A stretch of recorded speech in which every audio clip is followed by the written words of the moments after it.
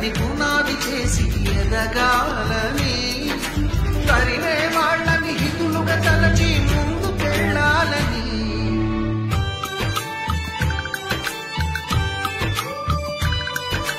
కన్నుల నీటిని కలల సాగుకై వాడుకోవాలని కాచే నిప్పుని ప్రమిదగా మలచి కాంతి పంచాలని గుండెతో ధైర్యం చెప్పెను చూపుతో మార్గం చెప్పెను అడుగుతో గమ్యం చెప్పెను నేనున్నానని నీకేం కాదని